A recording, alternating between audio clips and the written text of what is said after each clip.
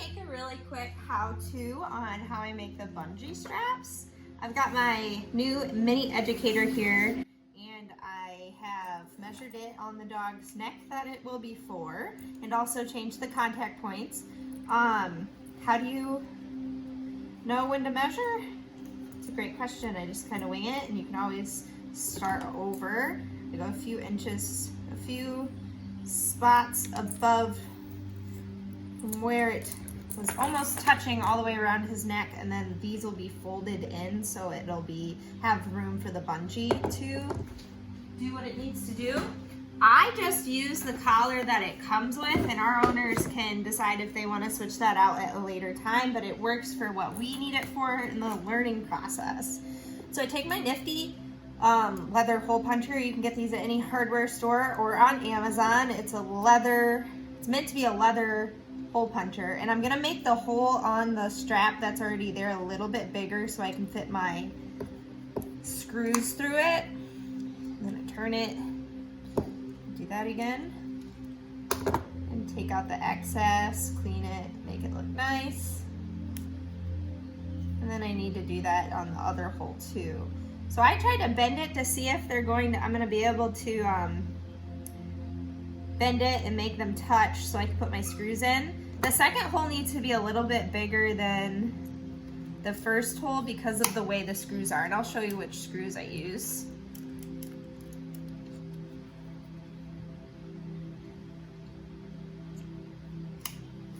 Take some strength and I just move it around to get a good cut, and then you gotta take this excess stuff out. It doesn't need to be pretty because you're not gonna be able to see it once the screw is in. I'll take scissors and just kind of make it bigger.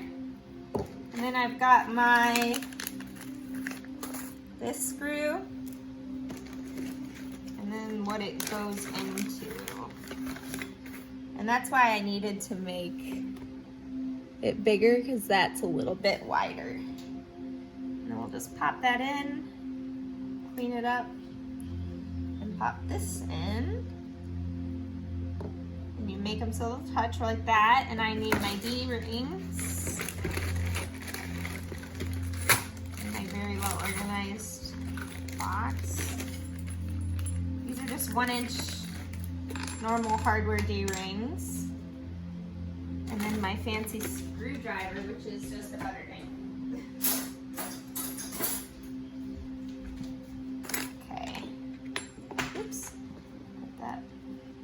So we'll this takes some patience because it's used to being curled up. And then we'll just touch our screws together. You could use a flathead screwdriver, but I just use a butter knife, and we screw them together nice and tight. I never use the e-collar straps to connect the leash to because of all of this looser hardware. All right, and then you just do the same thing on the other side.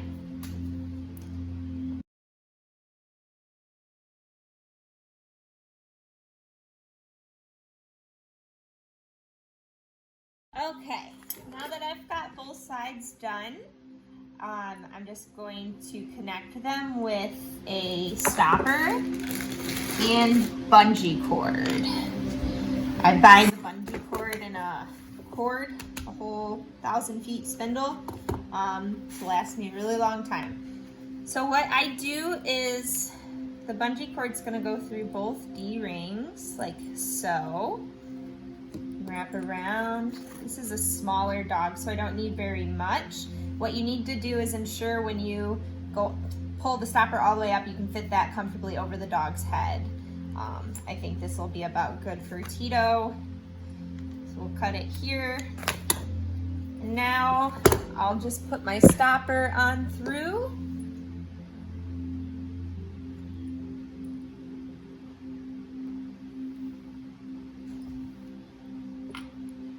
Gotta fit both ends in there.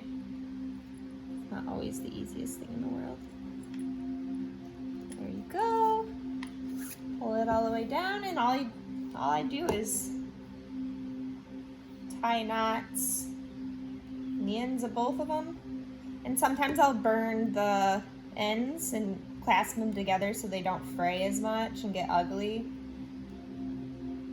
But this paracord does fray, so I always send owners home with extra for when it does fray, or if they chew it, if it gets a hold of it. But that's it. That's your bungee cord. Homemade bungee cord. For all of these parts are less than $1 once I make it and put it together. So very efficient. Works really well for us. I send owners home with a spare of all of the hardware in case it for some reason breaks, the cord frays, the D-ring breaks, they lose a screw, things like that.